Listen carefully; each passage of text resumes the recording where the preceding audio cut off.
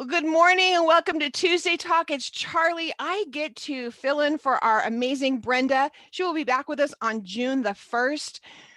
And she's jumped on a plane this morning and she's actually headed to Orange County. She's going to stay with our friend. Many of you know Darlene. She'll be staying in her home while Darlene is gone.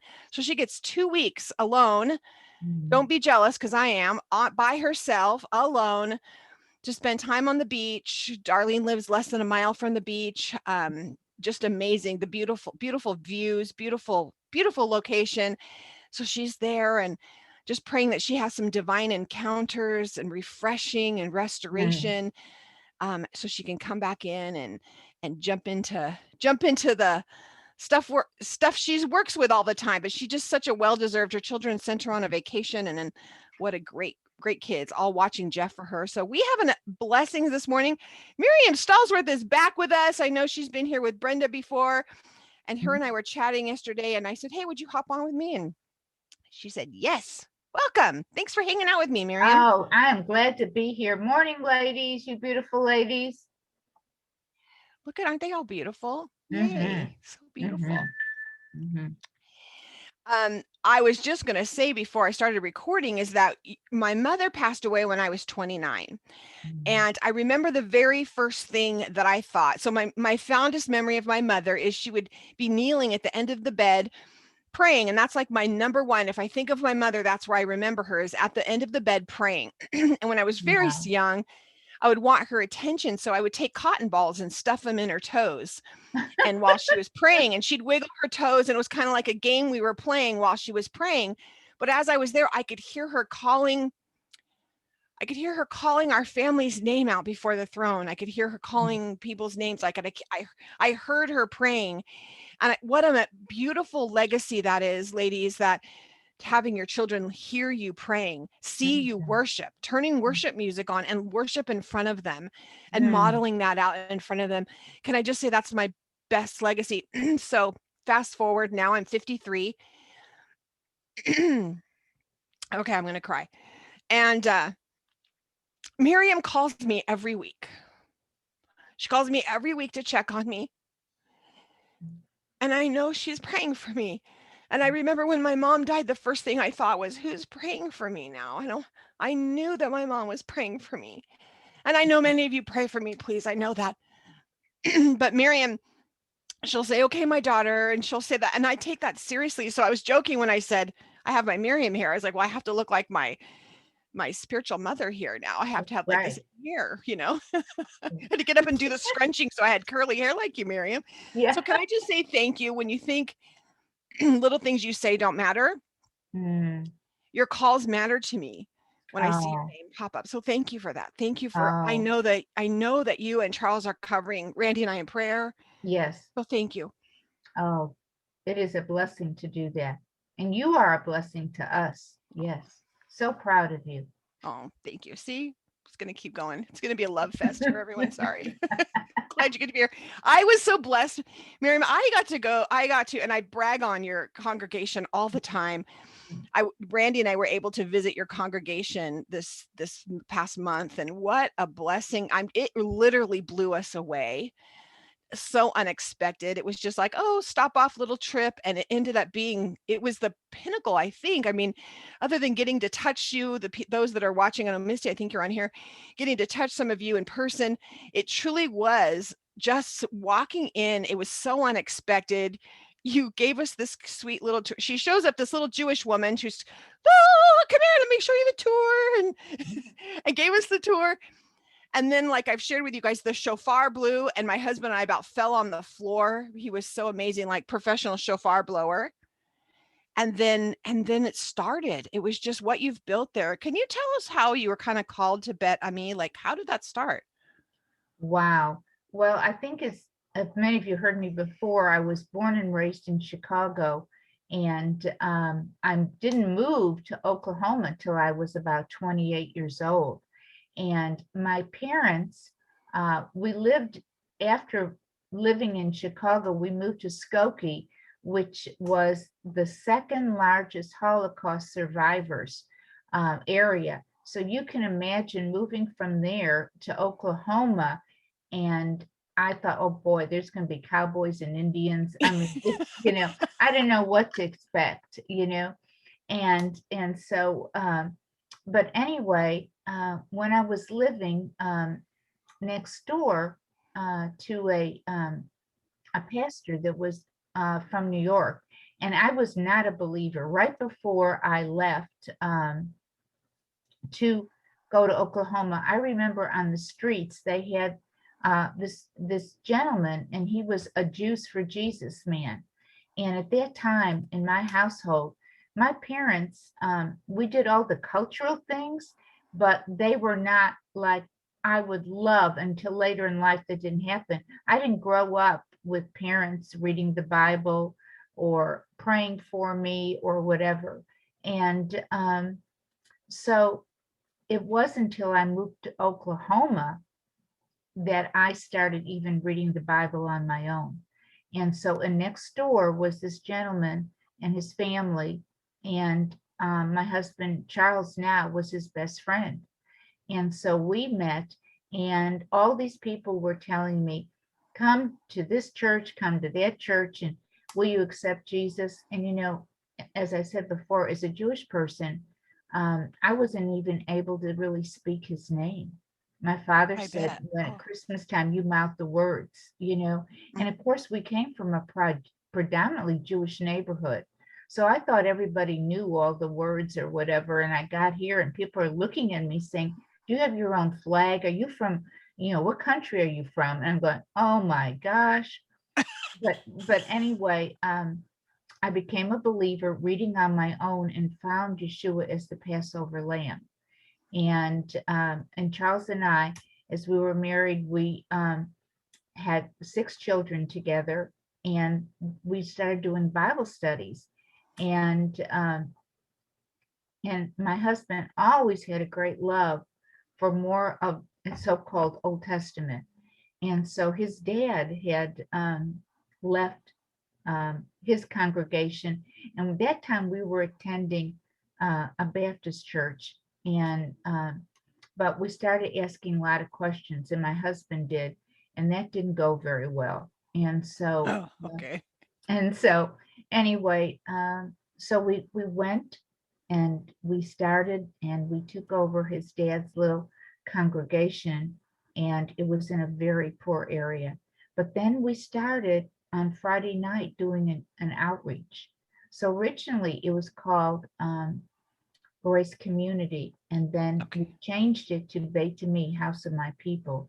And as he was teaching more of from the Old Testament, it was drawing people. So then we were able to move to a much larger building, and we rented, and we did Friday night and Sunday for 3 years Oh, wow. to get the people used to, um, they were just used to going so much, and they had to learn so much, as you all know. And so, but our main thing is that both of us, if you listen to Dr. Robin Gould, she says we come together and we heal one another. Yes. And so Charles and I, both our areas, we just love people. And so he was sent to a seminar with Dr. Roy Blizzard. And at that time, uh, we had never been away, and he went to Austin, Texas. And I don't know if any of you have ever heard of him, but he was a great, and he's still alive. He fluent in Hebrew, archaeologist, and he could verify. And Charles just called me crying every night. He goes, everything that I'm teaching, oh my gosh, this is, a lot of it is wrong, or I got to check this out. And he was going to maybe prove him wrong. And of course he couldn't prove, he couldn't prove him wrong. But, and so, but our main thing that the congregation would be, it says we will know one another by our love.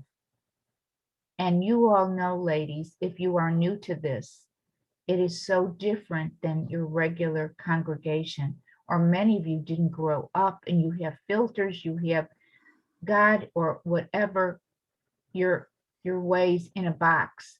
And we had to transform all those. But I always love people. So it was to be a second home. And so I wanted people, when they came to the door, that they would feel welcome and that they would feel comfortable. And I don't know about you, because every congregation can be different, but it didn't want to be fake. We just wanted to be genuine, because every place is really, it's a place to be healed. And many people have been so wounded. We all have our scars. And as Charli taught, when she taught it better me after I did, telling her life and whatever, we all wear these battle scars, but we have to learn to put those aside. And maybe you've had wounded spirits or whatever, but then, so I think the most important thing, and we really focused on learning, almost all the people that have come in, they said, I want to know the truth. Hmm. And there's been a lot of freedom. If you want to wear a head covering, you wear a head covering. We don't say and dictate, you must do this. You must wear tzitzit. As people learn, they should adapt to what God is speaking to them. So so now when we started in Oklahoma City, that was 40 years ago. Oh my gosh. 40 years ago, and there was really nothing. And so that it was a real experience. And so Charles and I have been married quite a long time, and you know, along the way, can I say that we did make mistakes? Oh yes, we did. You know, and was it always easy? No. But now I know this is our love, and this is our I the people I have met, the Israelis who have lived in our home, and the jewels of people. Because you know, when someone comes to speak, sometimes they're up there and they look just like perfect, and if they're singing or teaching, you're thinking, oh, these people have no problems. Let's get real. Everybody has issues, you know? And so, you Yeah. know, then later on, they'd come back to the house and they'd share their heart with us, the people, or that they would go places, and they would hardly have, you know, that they were called to go somewhere, and then they get there and they paid for, you know, their trip or whatever, and they weren't even reimbursed. And so we just decided to love on these people. And I think that's what you're saying, Charli.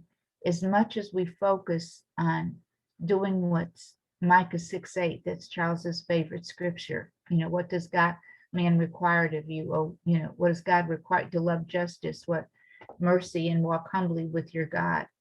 And so I pray that we're doing that, because all of that is just a clanging gong if we do not make the people feel that they're loved.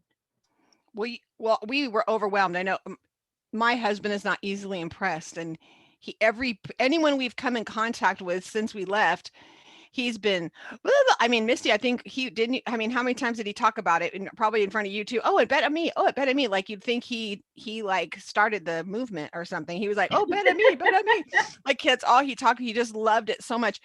And you know, I didn't share this with you, but when we came there, we had just had we got to Arkansas, and there was someone just before we got to our the campground that we were staying at, there was a lady on the freeway. She said, there's something wrong with your tire. And we're like, what? So we pulled over and we couldn't see anything. So it's just a few more miles. We get to the campsite. We get there, we get down, we look on the inside back of the tire, and it's the size of a cantaloupe. The tire is just about to, Wow. I mean, Boom. it was Yes. obvious that God was holding, you know, we had angels holding tire. Then we look, and these tires are, when we supposedly not old. I mean, when you look at the numbers and things on it, but apparently they were not great. So when we looked around the inside of all the tires, there was little bubbles. So like all of them, every single tire Mhm. was not roadworthy Mm. from the front. And my husband had taken them off. He had redone a bunch of things. He checks those every time we leave, but something, I mean, it was crazy. So we ended up having to buy all new tires. And my husband was a little down, distraught. He's like, God, we just get ahead in a little bit and then we have to buy all new tires and and he's just crying. And this just happened. We show up at Bet on Me. We were there, we we're blessed. And Miriam says, everyone, if you feel led to bless Charli and Randy, please just hand. Now, Randy has never experienced anything like this before in his whole entire life. And all of a sudden people are coming and shoving money in his pockets. And he was like, what? He goes, I didn't know how to take it. Like, he goes, normally I'd be like, oh, no. He goes, but I knew the Father was trying to teach me how to receive. And I'm going to tell you that the money that we received and everything, it almost covered the tires. It was, Wow. I would say it actually did cover the tires. So it was enough to cover the tires. And he was like, God's so good. Here He I'm is crying good. out. And then, Yes. we get there and God blesses us and covers the tires. Mm-hmm. It Mm-hmm. was it was just beautiful. I just finished reading many of you read Ruth, the last day or two. Yes. Yes. I couldn't sleep last night, and so I was reading it again. And I just want to read this last part of it. It's Ruth 4 at the very end. It says, and the women said unto Naomi, blessed be the Lord, which hath not let thee, this is King James Version, so had not Mm-hmm. let thee this day without a kinsman, that his name may be famous in Israel. And he shall be unto thee a restorer of thy life and a nourisher of thine old age. For thy daughter-in-law, which loveth thee, which is better to thee than 7 sons, hath borne him. And Naomi took the child, she laid it in her bosom, and became nurse unto it. And when the women her neighbors gave it a name, saying, this is the son born to Naomi, and they called his name Obed, and he is the father of Jesse, the father of David. And then it goes into the generations. Mm-hmm. I just sat listening to that, Miriam, and I think about all the women that I love that they end the book with calling her Naomi, Yes. Mm-hmm. but I love at the end of this book, we always focus on this redemption of the kinsman, redemption that we know this is the lineage of Right. Yeshua. We know this is his lineage. But this little thing stuck out that Ruth took this baby and handed it over to Naomi because this baby was the kinsman redeemed. This baby was the redemption. This was Yes. her firstborn. It was redeeming Naomi's bloodline. It was redeeming, and she hands it to her, and then Naomi nurses the baby. She hands her. She's an older woman. She even says, "Who am I? Old? I'm going to have a baby." We don't Right. know how old, but I'm going to have a baby, and then you're going to have to wait for it to grow up for you to marry him. No, you need to leave. Mm-hmm. But she takes the baby and she nurses it Mm-hmm. unto her own. And I'm thinking how beautiful if we have women that are rising up and that the younger women are able to have their visions, their dreams, the redemptive things in their lives, and having the older women surround them and help nurture Mm-hmm. and bring sustenance and encourage those things in their lives. And that's who you are to me. And I just pray for women that we Mm-hmm. connect with each other that way. Yes. Yes. And I think that's what Titus 2 is talking about right there, Yes. Yes. Yes. And every Friday night when we do the blessings over each other, it says, and the Eshet Chayil, the woman of valor, her words of kindness are always on her lips. And so we are to be that example. And also for the younger to understand, we have gone through things just like your children, they're going to do it their own way, oh, like we've never gone through it, Right. If we didn't and invent it. yeah, yeah. But to be able to say, please, let me help you. So I think that's a matter of being humble also, because sometimes when people are very young, they're going to do it their own way, and Mhm. they don't always realize the wonderful opportunity they have. Someone was saying the other day, uh, like you, their parents had died early, and they said, what I would give for one more day to be able to pray or to be able to be with my mom or my dad. And sometimes we're so busy, we just take so much for granted, so much for granted. So if we don't have that physical, we have these incredible spiritual women And wow, I'm just amazed at all of you and what you have done. And through the years, meeting the Holises in our house, Robin, and all these, you know, Bill Cloud and his wife Beth, all these wonderful people, Brad and Carol Scott. I mean, wonderful, wonderful people. And how would I, if we didn't have this, what we would have missed out on. I think most people don't know that about you, that you really are a little hub. You're a little hub there. Mhm, I had the blessing to go to dinner with Sandra, mhm. and we called it second dinner. We had an onig, Yes, and then yes, she said, "I'd really would like to spend some time with you." I said, "Well, let's go to second dinner." And so yeah. we went to second dinner. And it was So your we could spend time. anniversary also. It was our anniversary also. And Mhm, I said, and we were talking, and she's like, stops everything, First, she was so sweet. She's like, I think we're doppelgangers. I think we're like the same person. And then she yeah, stops everything and she goes, wait, I need to say something to you. And I said, okay, what? And she said, I want you to know my parents are here for you. And I'm like, okay, thank you. That's nice. She goes, no, no, I'm serious. You don't understand. You don't understand the hub that Bet Ami is, that my parents have housed. You just went through a list. You went to the list of amazing, dropping, and you're not a name dropper. You just said, oh, these right. people, these people. And she says, I'll call Rico and he'll say, what's wrong with dad? What's happening? Or he'll call and ask for things, what's going on in a thing. And there's the people that come to you because you're a place of refuge. You're a place where they know that they're loved. They know they're going to get sound biblical counsel. They and I mean love. I mean, the love is everything. But she says, whatever happens to you on the road, whatever happens to you in your ministry, whatever happens, know that you can always, people will be mean to you. People are going to do these things, but just know that all you have to do is pick up the phone and call them, and they'll walk you through it, and they're going to love you through it. And I think that what I know for today, you are that Naomi to the Thank you. to all Well, the Ruths. well, the Naomi, didn't her name also mean um bitter at first? And of Mara, course, Mara Mara. was the bitter. She says, Don't call me Yes, Naomi, call me Mara." I'm gonna look Mara. up. Yeah, Right. that's Bitter. why I love that they took her back to Naomi, which I'm gonna go Right. back here and say it's her name actually means my delight. Naomi does. Yes. Yes. Yes. And And so they took her back from her saying, I'm bitter, don't call me that. I'm not a delight. I'm right. bitter.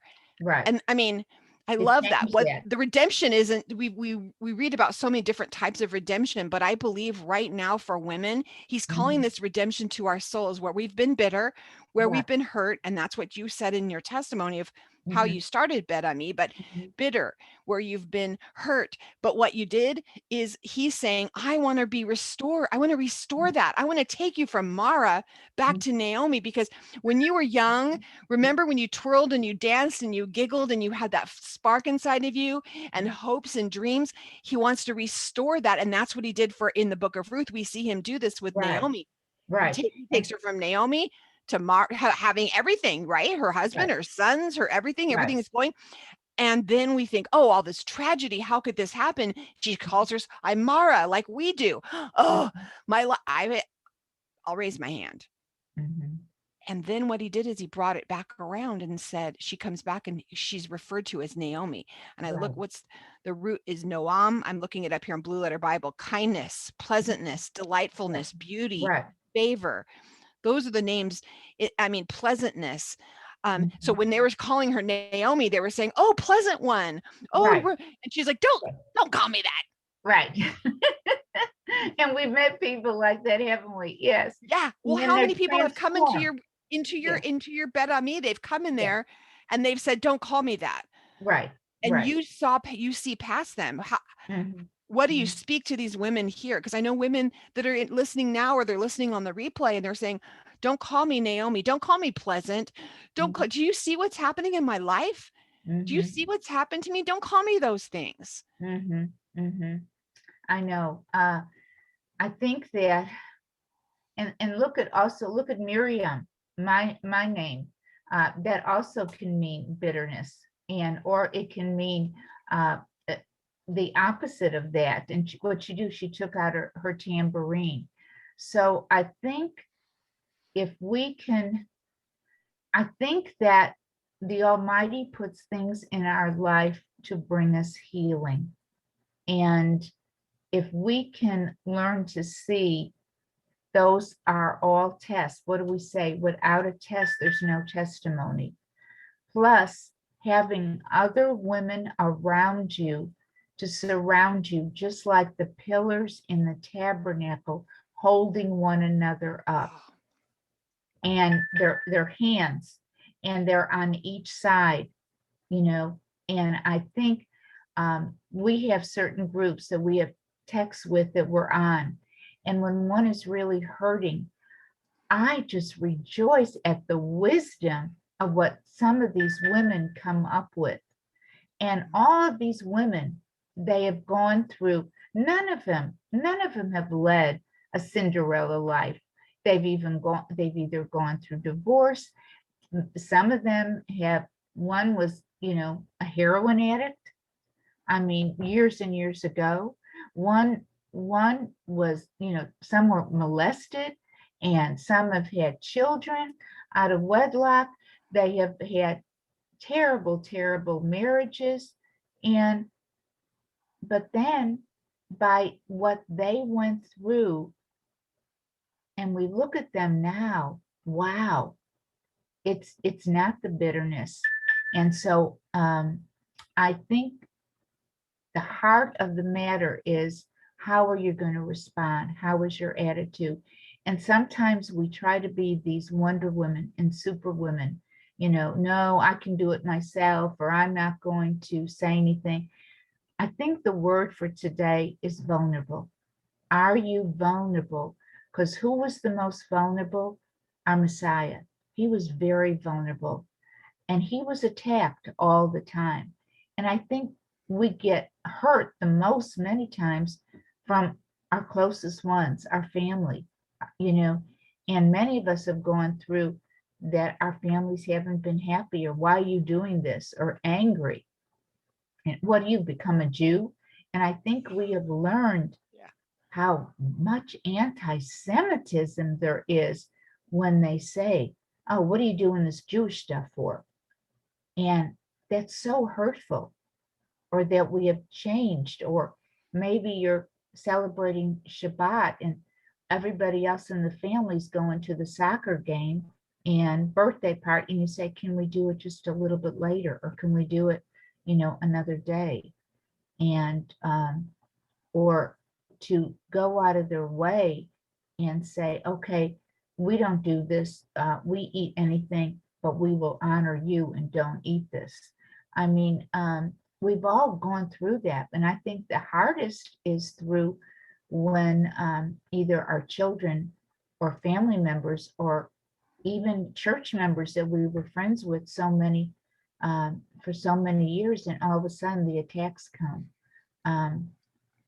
I think it's maturity and growth to not take it personal. And it's really hard to do, isn't it, ladies? It's really hard not to take it personal. It really is hard. Yeah. But I've decided that our very youngest son got into doing drugs and was incarcerated for a while.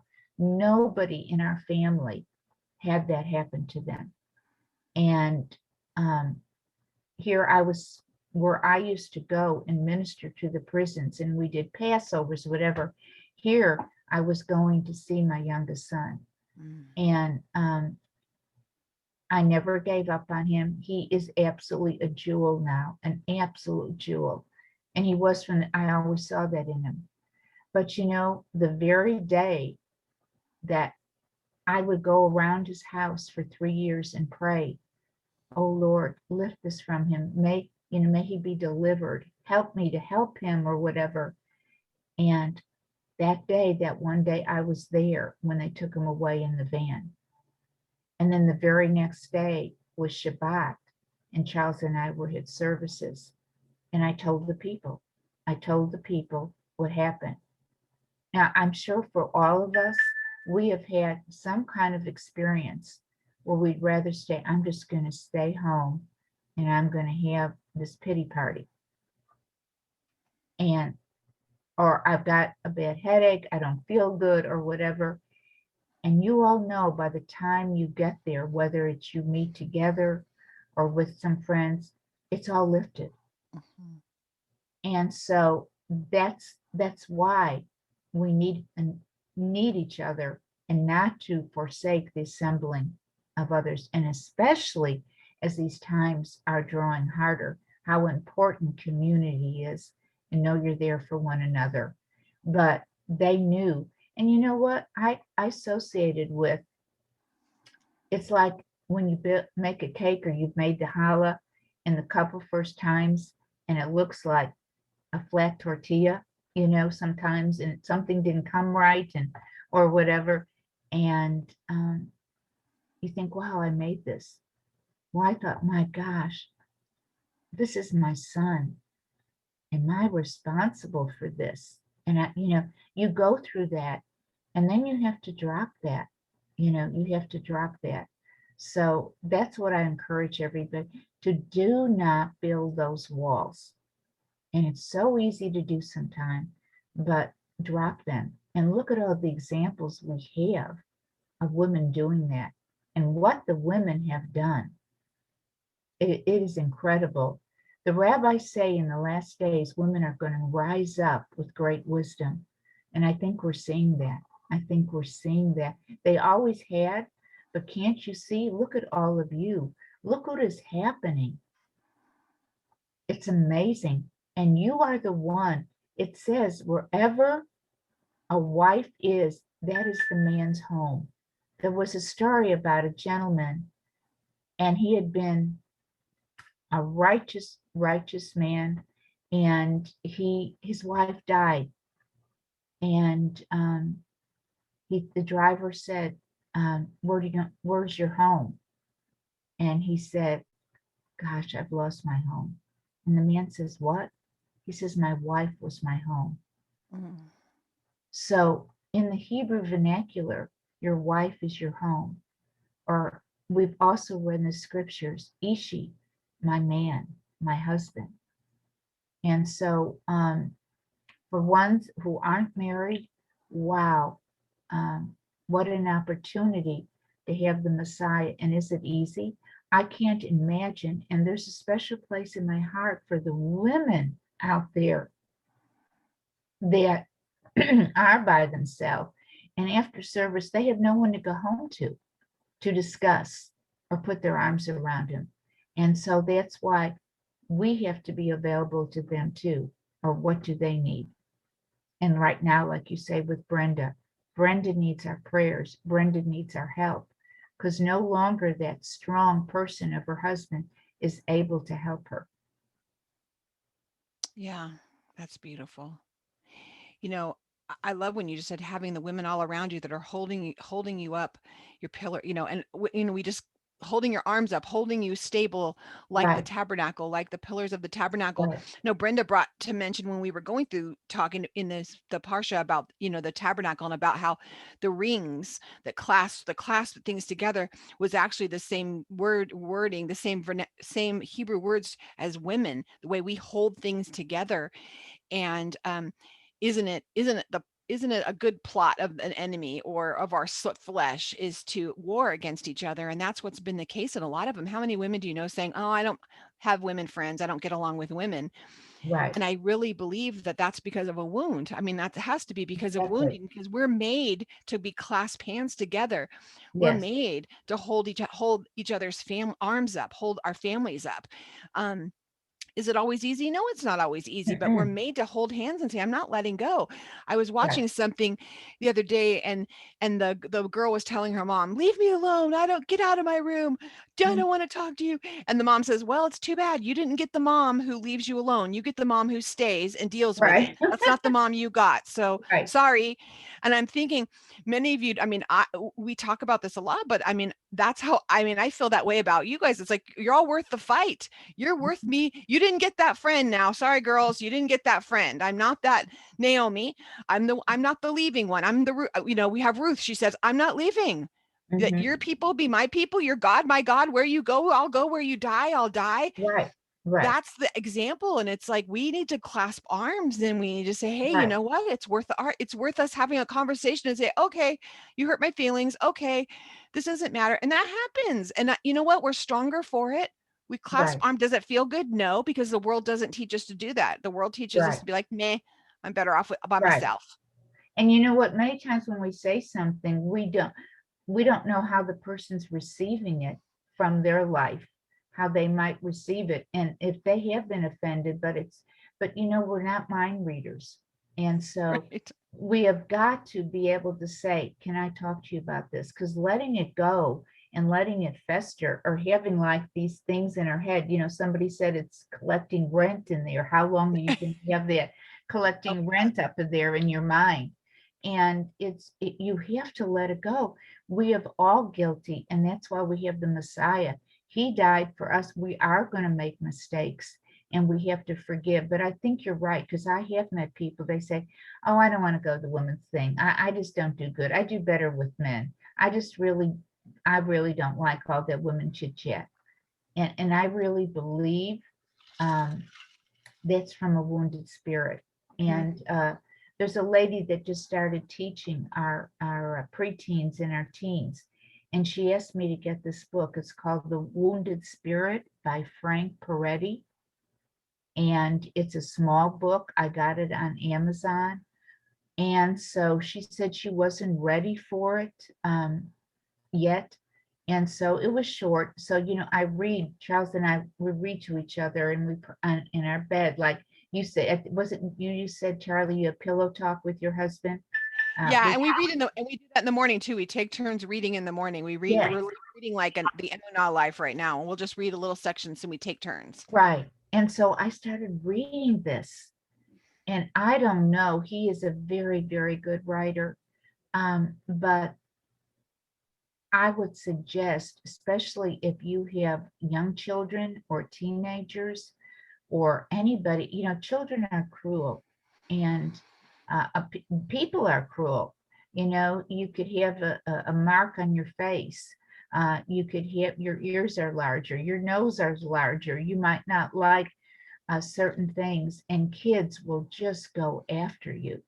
And this young man, his wife was pregnant, and he was a minister, and they got stuck on the road, and she was having the baby any minute. And he was able to change the tire and get her in there. But in the delivery, the doctor was late, and he used forceps, and he somehow gouged the side of the neck of this little one. And she saw later that it was all bruised, and the mother, and they said, oh, it'll go away. Well, it didn't. And he had, I forgot what it was called, very long words of what had happened to him, but it got to be like a tumor. Well, it got so large on the side of his head, on his neck.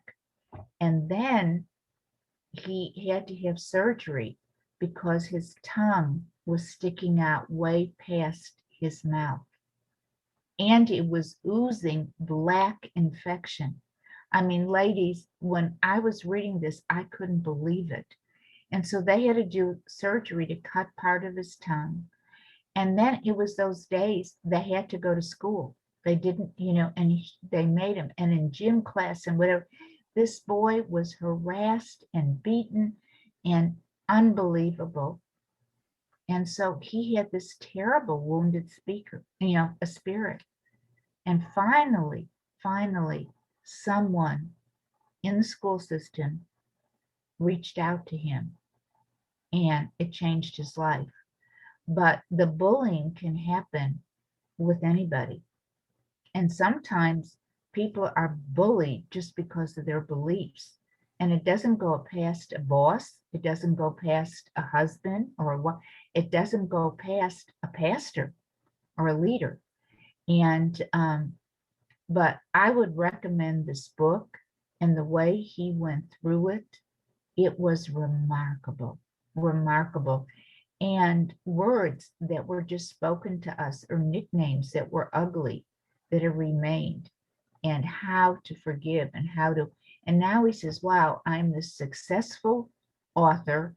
I have this incredible house that I look out at the mountains, and look at how it started. Look at how it started, ladies. Mm. And he said, if I didn't go through this, who would wish anything? I had never heard of anything like this. And wow, it was just like empowering. And I said, I am so glad um, that I read this. And she said, I wanted to share this with the young people, because sometimes, you know, they don't speak about certain things, or they don't want to, or they've been abused or whatever.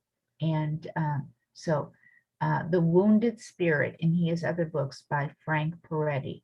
That's beautiful. I know Misty wrote put on here, a few of you have popped up here about it, and then it's actually on Kindle or the Kindle app. It's only $3.49 for if you want to, if someone wants to get it on Kindle. I would suggest it. My husband and I were like, oh my gosh. And those things carry with you, they carry with you until, and how many of us have had wounded spirits by something. I And think it I think even my daughter that was teased, silly good. My daughter was, I mean, beautiful. And so what happened is she was the pretty girl with blonde hair, green eyes, and everyone, so they decide they have to find something wrong with you, right? So they told her she was too skinny. mm, Oh, she's too skinny. Oh, you're too skinny. Oh, they started calling her 0% because she had 0% fat, or mm, that she was too skinny, and we tease now. She's like, boy, I wish that was my nickname now.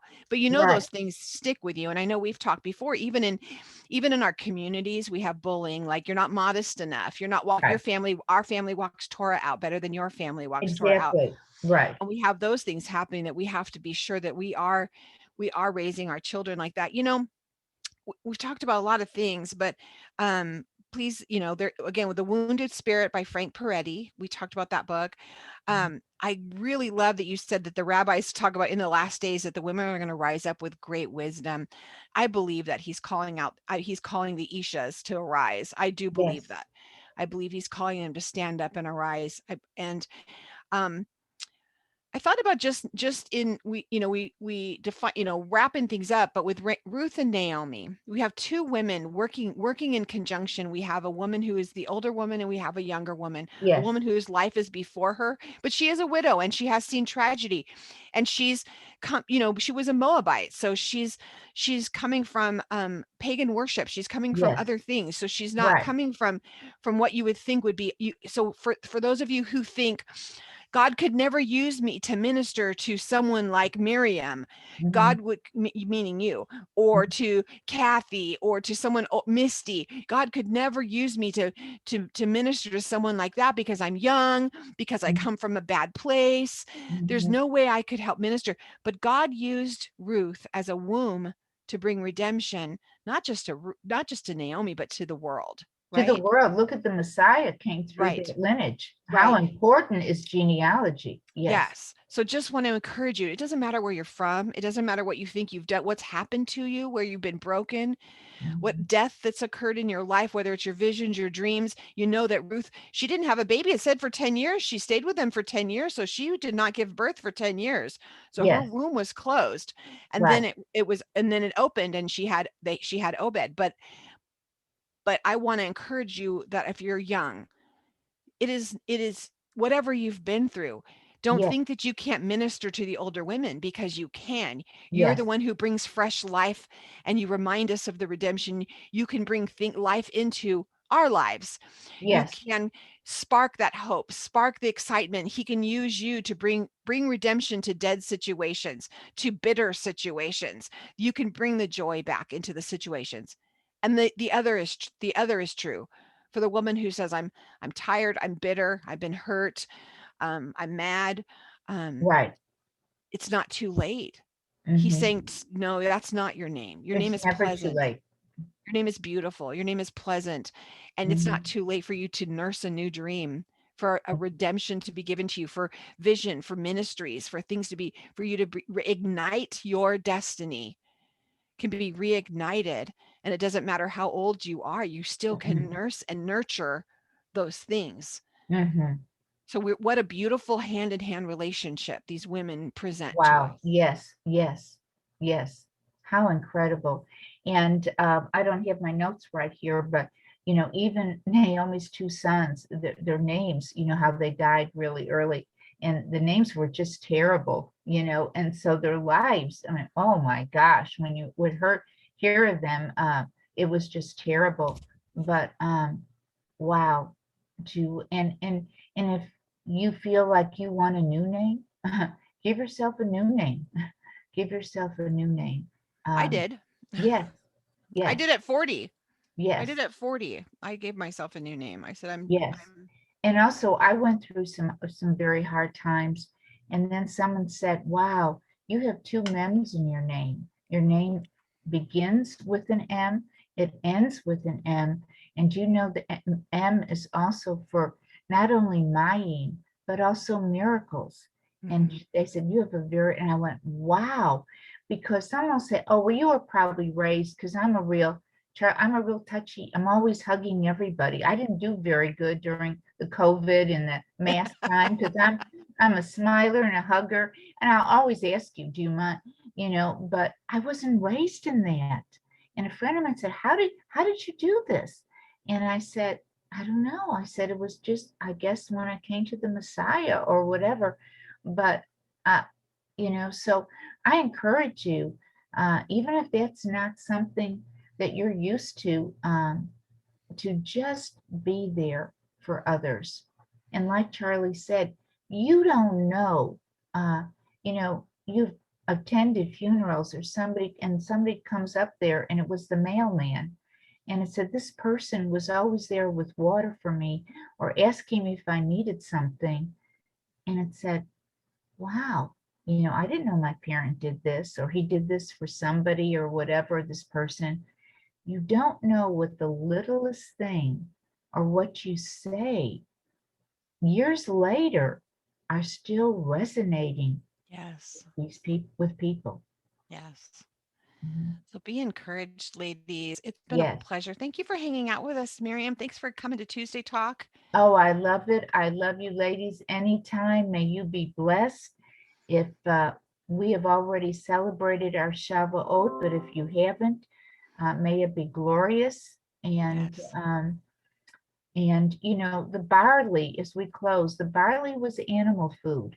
We don't have to be have that animal instinct. Mhm. We can't. We don't have to gruff back at something.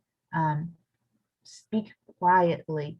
Have those gates of your mouth, your teeth closed, and speak when you're supposed to. I learned a long time ago. It's much better to be silent or think rather than blurt out something out of a moment of frustration. And then, wow, you have to go back and say, I was such a fool. Isn't it better to just not do it at all at first? Better to be silent than sorry, right? Right, right, right, right. Oh, that's so good. Thank you so much. So now, everyone that they don't know, where can they find you every Wednesday morning? Oh, wow. Yes. And we're going to be on tomorrow morning. And it is on Hebrew Nation Radio. And we're on 10 o'clock to 12 Central Standard Time every Wednesday. And it's a live talk. And I'm on with Dr. Deb Wiley Gold. She is an amazing, amazing woman. And she's also with her husband in our congregation. And she is not only a doctor of psychology, she's been a pastor, a leader. She had a congregation that flipped to Messianic, and she started at they were at 300. When they turned to Messianic, they were down to 15. Did she give up? I mean, this woman is a go-getter to eat to this day. And so every Wednesday, we'd love to have you listen. We have different guests all the time, men, women. We've had Charli and Brenda on, And what we love about it, so many of the shows are taped, recorded, previous, and ours is live. And so it's just like we're having coffee talk with you, every day. But we have these incredible. 2 weeks ago, we had Holisa. Last week, we had Joe and Debbie Good. This week, I can't remember who the lady is. And we've had our friends from Israel on. So also, if you know somebody that would be great, that would be on, it's a 2-hour show every Wednesday and 10 to 12 Central Time. Hebrew Nation Radio. You can get a free app. It's like a tree on your phone, or you can do it online. And it's been a joy. I've been doing this now for over 2 years with Deb, and we're both on Skype in our houses, and it's been absolutely wonderful. Also, we're at Beit Me Congregation, Oklahoma City, BET, capital AMI, House of My People. And if you ever want to contact me, or Miriam Stalsworth at gmail.com. I'm always here, and I will return your call. And or if you just need to talk about something, I'm a praise dancer. I love dancing. I love rejoicing, and it's all good, ladies. And pray for Israel. My dear friend, I talk to every day in Idamar. Can you imagine? She sent me something that they were getting ready for Shavuot, and it's over there for them in Israel now. But the rockets and that are all going off all over. And she said, "Dearest Miriam, I know you're concerned about me. Don't worry. We're flying the flags high." She said, "We are doing fine." What is so incredible about these people, no matter what, they just keep going. It's going to be Shabbat. Can you imagine? We're doing Shabbat and we've got bombs going off all over. How many of us would just go, "Okay, that's it. I've had it," right? So I got to stay home. yes. It's 10 o'clock. Turn down my computer announces the hour in Hebrew really loud. So Okay. it reminds me to get up and stand up. Yeah. Thank you for that. Yes, we want to be sure to pray. I just thought of a couple people that I want to connect you to that they need to be on your show. So we'll Okay. talk about that later. But what a Okay. blessing. Thank you so much for being with us. And then again, for those of you who think, "Oh, I forgot." Remember, you can, so you're not forgetting or you're reminded of the calls. You can text the word cafe, KAFE. So you grab your phone right now and you put in the 2, write the number 844-937-1797. So grab your phone, 844-937-1797. And the message that you're going to type is cafe, KAFE, and hit send.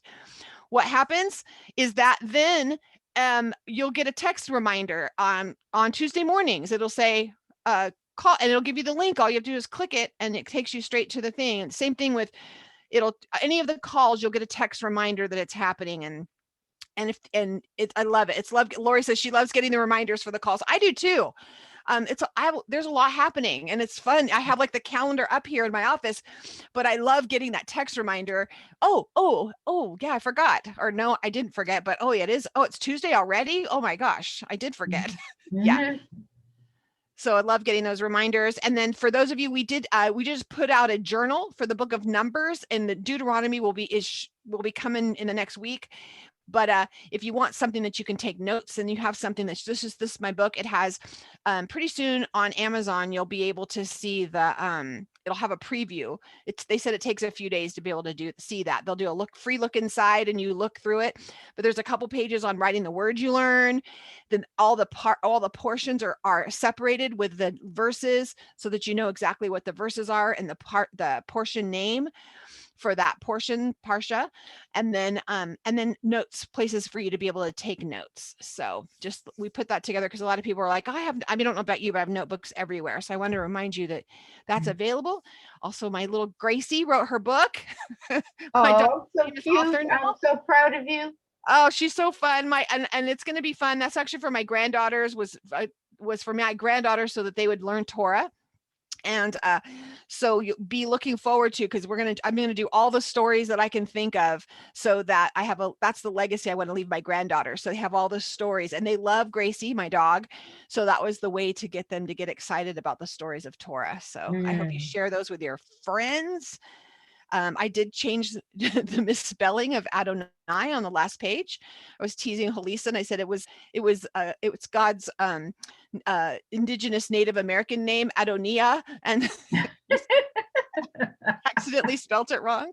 So Oh after editors, everything, it's like, welcome to publishing. So we're excited. We're excited. So blessings to all of you. I think that's all my little notes I was supposed to say. Got your text reminders reminding you of all that. Blessings to all of you. We can't wait to see you next Tuesday. It's gonna be a fun day. And then on the 1st, Brenda's going to be back with us, and she's going to be sharing with us just all the divine downloads she's had on these vacation time. And I'm sure she's just going to spend some time with you, chatting with you on Tuesday. So that'll be good. So thank you, Miriam, again for hanging out with us. And again, we have after parties. So don't, ladies. anyone wants to stay. Yes. Yes. Amen.